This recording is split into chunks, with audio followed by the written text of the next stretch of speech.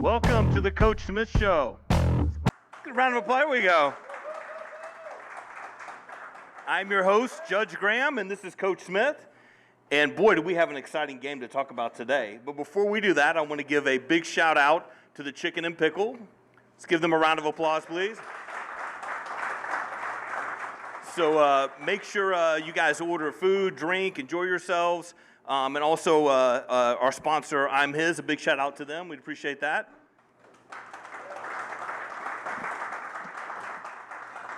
Awesome. So, Coach, I know we've got a lot to talk about tonight, specifically 2 minutes of an entire game. But before we get into that, you want to jump in and talk about sub-varsity or what's on your mind? We'll kind of get into a lot of it. I want to kind of understand the whole show is holistic. We want to see like all aspects of the program. So before we get into really talking about, y'all don't really care about 3.5 quarters. Y'all just want to talk about 2 minutes. I just know I looked up with about 20 seconds left and said, well, everybody's still here. We're doing something right. So, but our sub-varsities were able to come out. They continue to kind of find their rhythm and play at a very high level. Our freshman B team won 21-8, and then our freshman A team won 28-19, and it was a burner. Both of those teams, a lot of athleticism. The freshman A was very comparable to a Friday night type athleticism. I thought we made some good plays, had some guys execute. We've got some guys playing at a very high level there. Blake Williams and a lot of those guys on that B team. And what you're going to start to see now is some of our B guys are moving up, and we're getting enough body of work to kind of see skill set that we're moving guys up. Grades hitting kind of helps and hurts that. Injuries, those type things. So you'll see some guys moving, and we want our guys, our sub-varsity guys, to feel like there's an element where you can move and you can advance and you can find identity with it. And, the season has its own ebbs and flows. Our JV went out and played really hard. Coach Brown's our head coach. You'll get to meet him tonight. Great young coach. I'm excited about him and kind of seeing his growth as a coach. But he had a play drawn up on the board, and I was like, dude, what is this? And he goes, that's the winner, coach. And I said, all right, well, if it works on Thursday, I'm running on Friday. I'm just letting you know I will still. So he ran it, last play of the game, hit our guy, and unfortunately our guy couldn't pull it in to win it, but it was designed really well, put us in a deal. And it's just really cool to see our sub-varsities competing at such a high level and just staying in the fight and playing with an element of belief, which is a word we've been talking about a lot. And kind of playing at that level. So just really proud of those guys, continue to see in their progress. And we know that this time next year, we won't be talking about them as sub-varsity players. We'll be talking about them as Friday night, and they'll be sitting in these seats. So we know how important those guys are, and we're really excited. And looking at the holistic of the program, it really helps to see their development. So that's great. So, Coach, before we jump in, I know everybody wants to hear about the last 2 minutes, overtime, super excitement there. Talk to us about going into the week, right? There's been this theme of believe, right? And it almost feels like believe is becoming the identity of Team 106. Yeah, external circumstances are put in place to compromise internal belief. I believe that everything externally that goes on in our life is constantly sabotaging what we believe internally and what we believe inside of us. Like that's the nature of the world. That's the nature of society, whether that's a faith entity or whether that's just a life entity. What constantly happens is life is constantly trying to steal the element of belief for you. So we went into Monday and was like, dude, we're going to get really obsessed over this principle of believe. And for the older crowd in the room, I put on Don't Stop Believing by Journey on repeat the entire day, every day at practice. These guys by Wednesday were like, Coach, please don't make us listen to this song ever again. But it played in the Stang room. It played in the locker room. It played at practice. It played every day. And we were just pounding in these guys' head because for 2 weeks I've been telling them this. Once you figure out this has nothing to do with who we're playing and this is completely about who we are, the scoreboard will take care of itself. And we're so close to that happening.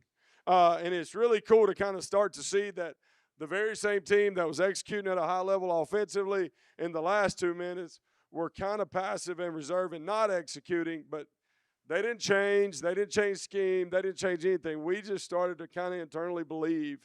And man, it was a really cool week to kind of see us kind of pound that in their head. I thought all of our, from leadership formation to our character formation to our Friday morning Mustang men's kind of, inspirational message was really infrastructure, and it all kind of aligned.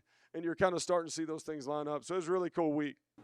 Yeah, and really great game, real physical game. And when we're going into half, I think the score, I think it was 6-13. You're going in, and what does that locker room or what does that halftime look like, right? I mean, Seguin is a now 4-0 team. We're in the District of Doom, right? Everybody we play is really hard. Seguin being that, super fast kids, really athletic, good team. And we're going into halftime and it's 6-13. What is the belief and what does the locker room feel like, and what do you say in that moment, Coach? So I think for us, we let our guys go to the locker room. We try to kind of, just refuel them. And for us, defensively goes in, freezing those guys are over there kind of talking some checks of like what hurt us, what do we need to fix. Offensively, we're in there. We're on 3 columns. We're reload, load, and unload, which is a principle for us to like, hey, man, this hit, we need to reload this. We need to load some of this scheme that maybe we hadn't worked on all week. And then, man, this didn't work. We need to unload it. And that's kind of our compartmentalization as a staff. And the consistent thing was offensively and defensively, like, guys, we're at a point of like, we think, man, we're good. We've just got to clean up some things and we got to finish some drives. And we've got to get the element of the roller coaster out of our guys and just play consistent. So as we go into the second half, we go in the locker room, and again, it's the same message we've been telling them, dude, like, stop focusing on anybody else. Focus on us. Do what we do. Let's execute. Let's just be us. That's all we have to do. And if we'll do that and be fine, and it still kind of lagged in the second half, and, they get a late score that probably was the only one that really frustrated Freeze and those guys. But we go into that fourth quarter, and here we go. Yeah, so let's jump into that, right? So we're – look up at the scoreboard, and there's 2 minutes or a little less than 2 minutes. And I think the score at that point was still 6 us, and now they're at 21. So walk through the last, 2 minutes of that game. I mean, there was a lot of things. There was an onside kick. There was multiple scores. I think there was over, 100-something yards in the last two minutes. Like, what was going through your head, and what were you telling the boys? And just – I'll give you 3 perspectives. One, my mother's perspective. I looked at my phone after the game, and she had texted me before the game was over and said, son, I love you. Just keep working hard. She's kind of giving me my consoling message. My mother-in-law was at the game. She took a picture of the scoreboard with 2:57 left. And then, Christy's already on the sideline. My wife's already on the sideline, and she's got that look like, you got to call better plays. And that's kind of where we were. And then all of a sudden, we hit a couple things, and we had kind of put some stuff, kind of some back pocket late shots. And we hit one. Ryland, homie comes out and rips one over ahead of a level 2 guy. And Ryland reaches out and kind of, one hands that thing. And all of a sudden, we're in the end zone. And I'm like, all right, boys, let's see what's going to happen. And it had kind of followed. We had a couple guys get banged up. And, you kind of felt the air come out of the room.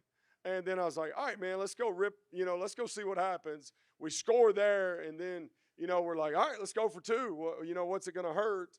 And we jump into kind of a specialty package for us, and we've got, Gormley back there at tailback, and we've got Cooper at quarterback, and our tailback's banged up. He's not even on the field. Our quarterback's at receiver, and, we've got some stuff going on, and then we get a botch snap, and it kind of rolls around, and next thing you know, Luke Gormley's reaching over, and he's in the end zone. I'm like, all right, this is about to get real interesting. So I look at Gross, and he's like, onside. I was like, yeah, let's do it. So he onsides, it ping-pongs around. We get the ball back, and I had this concept we call, and it was going to Ryland the whole time. That was the only person it was going to. They were IDing Luke, and they were kind of bragging in some other stuff. And I kept watching safety play, and I kept watching the roof, or what I call the third level roof, and I knew it, and we checked to it, and, it's kind of like Coach Sides in my headset going, let's run it now. I'm like, no, we're good. He's like, let's run it now, and I'm like, all right, re-rip it. Homie makes a great throw in the middle of the field. Ryland doesn't like score touchdowns, so he gets shoestring tackled at the 1-yard line. So he's at the 1, and, we get to that point. I'm like, all right, we don't have any timeouts. We've got to manage the clock. We've got to get in the end zone, and we got to score. So I go to kind of a screenish play that I'm like, if this goes dead, the clock stops, we're good.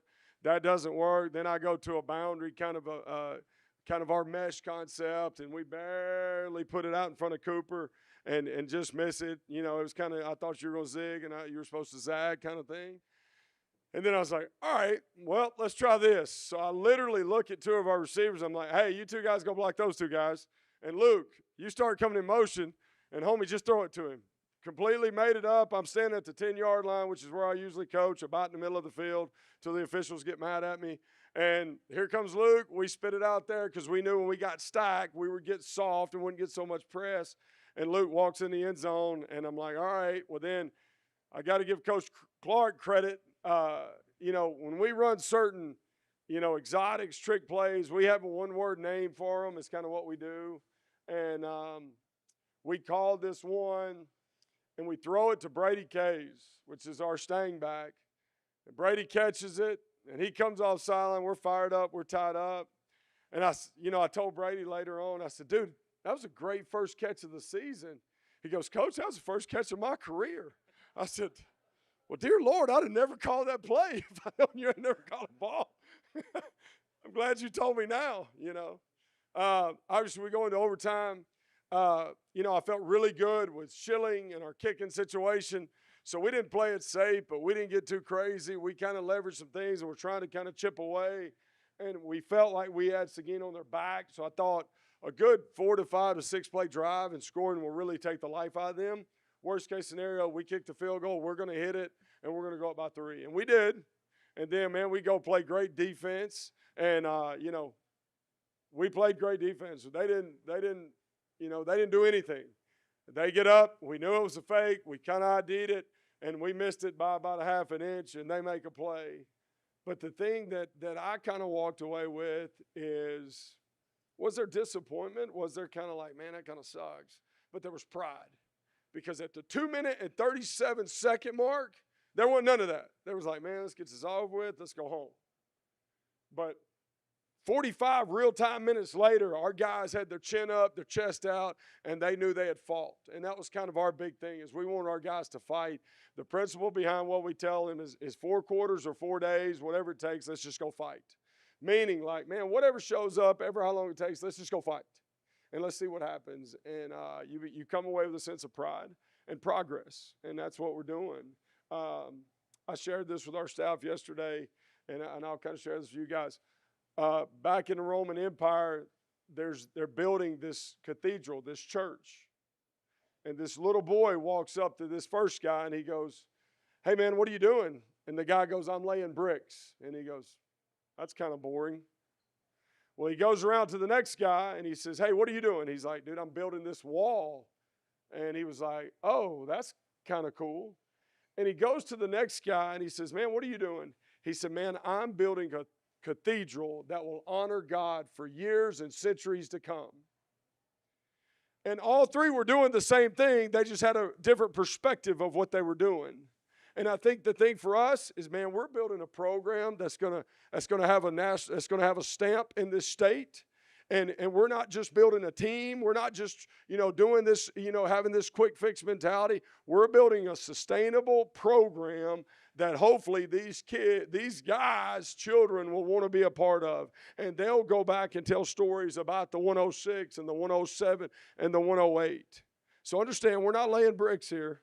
We're not building walls. We're building a state qualifying, a state represented, a state respected, hopefully nationally respected brand that will sustain for a very long time in this community. So that was kind of my encouragement to our staff.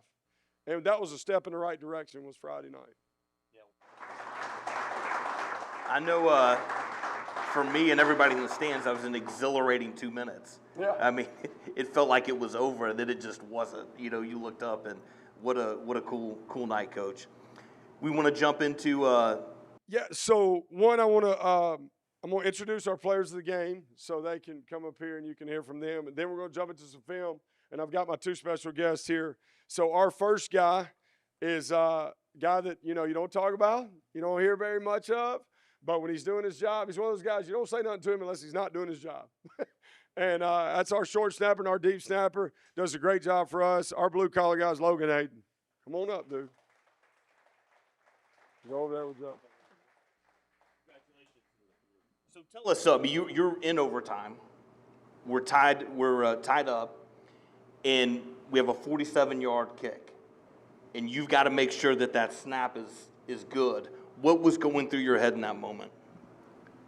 I was just going to snap the ball. That's what I got to do, so got to do what I got to do. Yeah, just consistency, just like normal. Got to put it in his hands.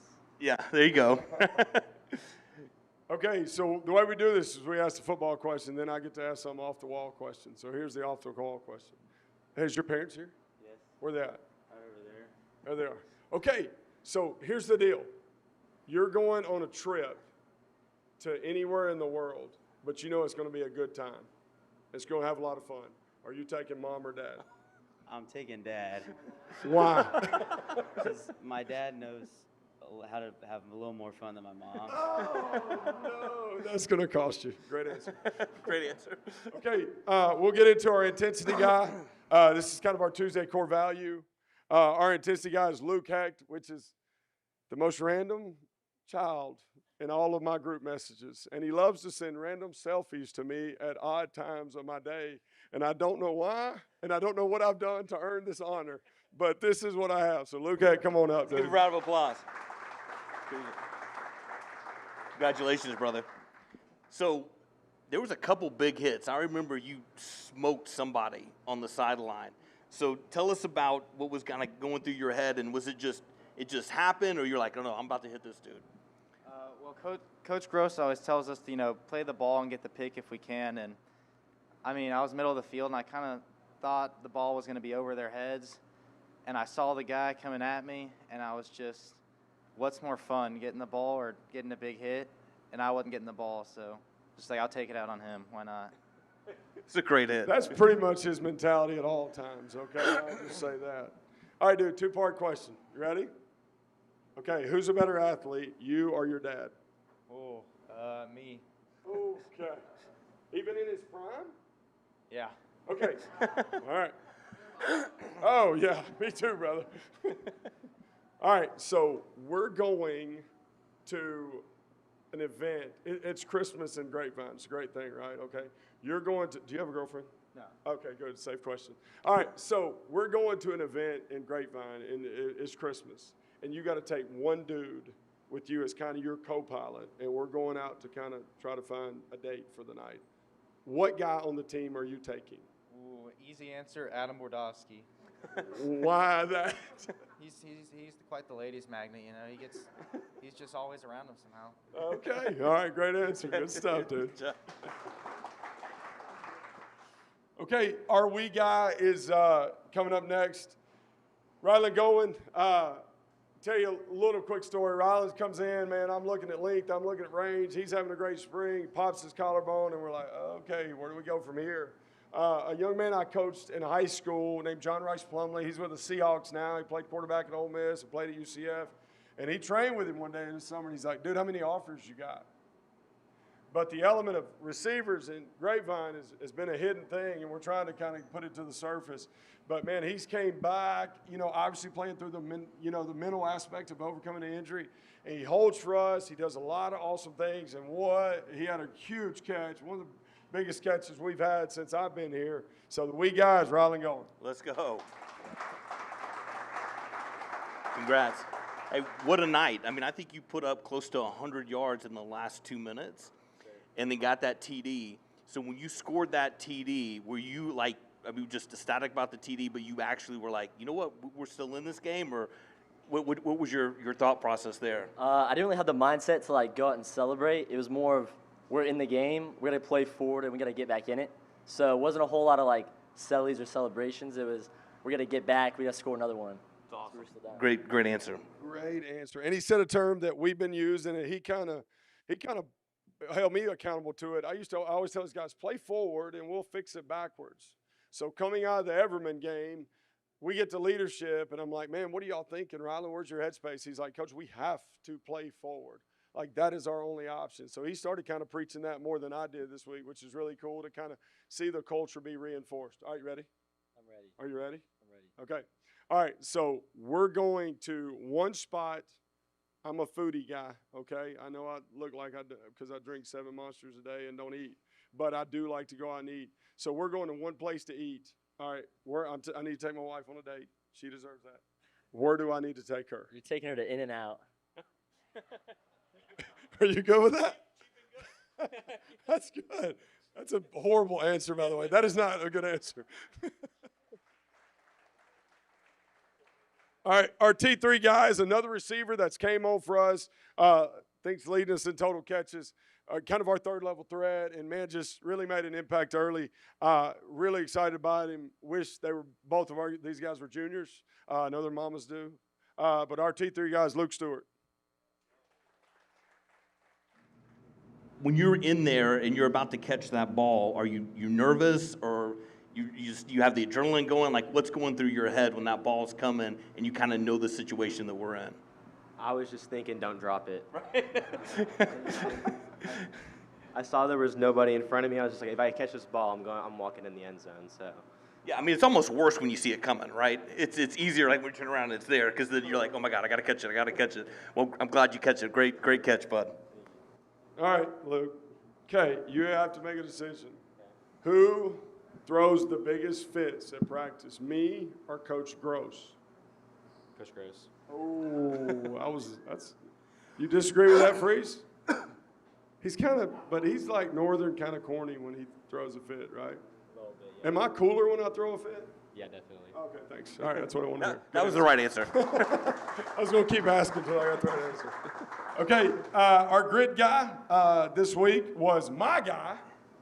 He's with me constantly. He has the worst job in America. Just ask anybody before him. I stay on our quarterbacks' heads. They have so much to do. I treat them like they're NFL guys. I treat them like they're big time. So there is a lot of pressure on him.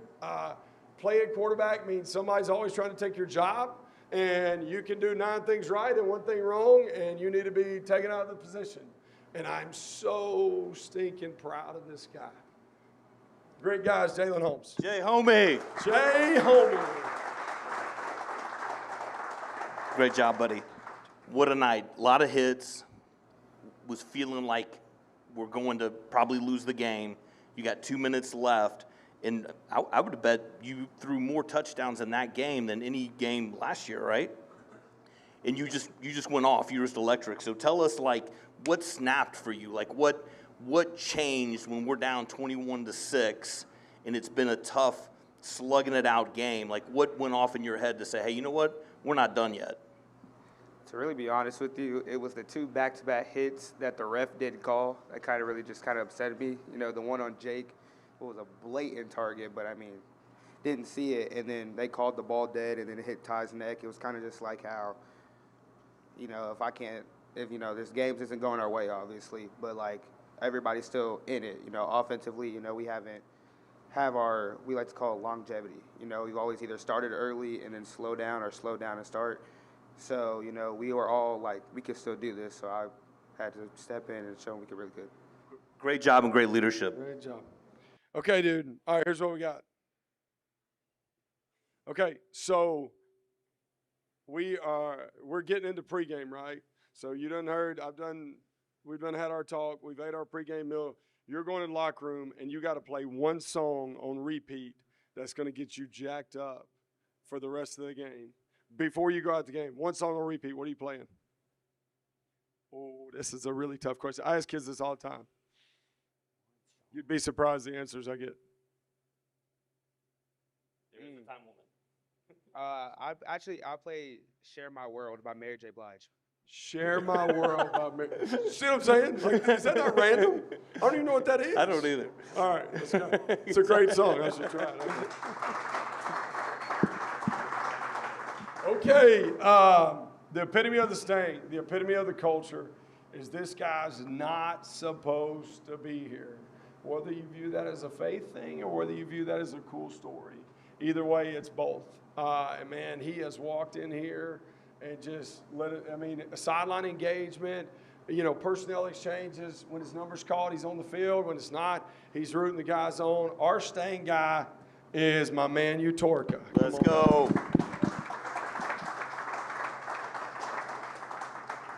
Couldn't agree more with Coach. So glad to have you back, and what a leader and teammate you are. Tell us a little bit. I mean, you got back last week, but this week you were in the game a lot more, and you made some big plays. What was it to feel? What did it feel like actually being back and making some critical plays? Man, I was just really glad to be back. It's just cool playing with the guys, and especially, with last year, I think the culture is so different, and the expectation is so different. We're not thinking about anything that happened last year. We're wanting to win, and being a part of the team. I'm just happy to be here. Yeah. We're happy to have you. Yes, extremely excited to have you. And I'm going to kind of piggyback a little bit more serious than funny. Like, the story is, like, medically was not supposed to play, was not supposed to be here, was not supposed to have the opportunity, and was like, Coach, what can I do? So I'm 2 days on the job meeting a million people that I'm not going to remember, but I'm supposed to remember and I need to remember. And he's kind of sharing his story, and I'm like, all right, bro, we'll figure something out. We'll see what we can do. And as summer went on, I think his frustration, his stress level, of just not being able to play, because what we do know for all the gray hairs and bald heads in the room, this playing thing is a very, very short window, and we want you guys to enjoy every minute of it. So whether that's a Tuesday hard practice or whatever that is, we want you to enjoy it. So kind of talk about the parallels, and not really your journey, but like you kind of mentioned last year versus this year. Just kind of share a little bit about like what obvious differences you see, the appreciation factor, or anything you just want to share there. We have written on our walls attitude and effort. I think the attitude is so different. Just the expectation of winning, wanting to win, having a genuine desire just to be there in the morning. When most people are sleeping, or they're getting good grub on, they're eating breakfast, we're there working hard in the morning. And that wasn't something I think that we wanted to do as much last year, but I think there's a genuine want that I see in the guys. And obviously I've got a lot of guys to compare to from last year. I played with these guys. The want is just there, and the effort is just there. That's awesome, man. And, I think he used the word genuine, which is one of the acronyms of our Stang. And this guy is as real as they come. So thank you, dude. Appreciate you. Let's get into some film. We got some clips. My two special guests tonight are Coach, come on, guys, Coach Drayton Brown, which is our head JV coach. He helps us with our Stangs. And then Coach Whitson does all of our strength and conditioning. I had to fill in for him today, and I did an awful job because I'm not a big weight room guy, as you can physically tell. But I don't think – he just told me to scream, let's go, every once in a while, so I just tried to do that. 7 let's goes, and I had the weight room figured out. So Coach Witt's here.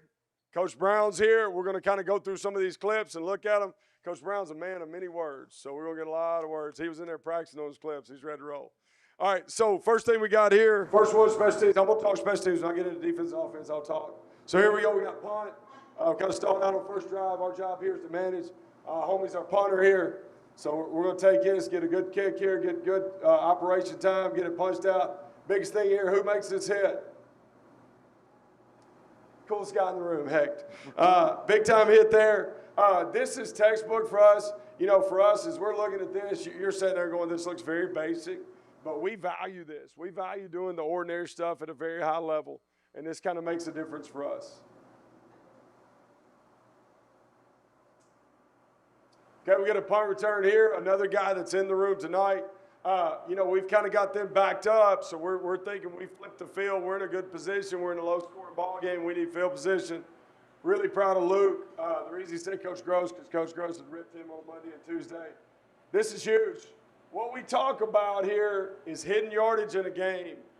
We take analytics on hidden yardage. So if that ball hits, it's a very low-leverage kick. So what we know is if this ball hits, it's probably going to take about a 25-yard roll. That is a negative 25 for us in hidden yardage. That is analytics we pull. But the fact that Luke catches it right here on 35 and then makes a play, gets upfield, and all of a sudden now we're almost in our red zone at the 20. that's almost a 40-yard difference in hidden yardage in the game. So big time play for us, something we really like to see. Okay, big time play here. I'll show the tight version. Okay, this is our onside kick. This is the last few minutes of the game, kind of taking care of our special teams here. So we talked about this. Moreland does a great job with the kick, gets a bounce. We get the deflection, and then here we are. And our guys do a great job getting down. And my thing that I'm always looking for is, man, I want to see the juice. I want to see the energy. There's Coach Arnold. He's fired up about it. Running through there. But this is awesome to kind of see this. See it from this angle is great. We get down, we punch it out, and we're able to land on it. And, man, this was a huge moment for us. And here's the thing that we do know. That play's not made unless people believe that it can be made. That is an effort thing. That is an attitude thing. We believed the play was going to be made, and it was made. Okay, this is in overtime. Again, we trust Schilling. We know this is we're going to get great operation time with snap, hold, kick. So as we kind of go through here, timing's right, everything's good. Was down, his head down, stays down, and we punch this out. And I'm telling you, man, you could feel the juice. You could feel the energy in the place when that kick was hit. It was awesome.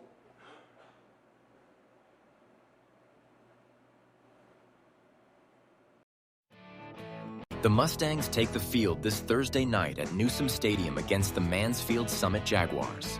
If you can't be there in person, join us for Mustang Friday Night. Special Thursday edition, brought to you by Grubb's family of dealerships.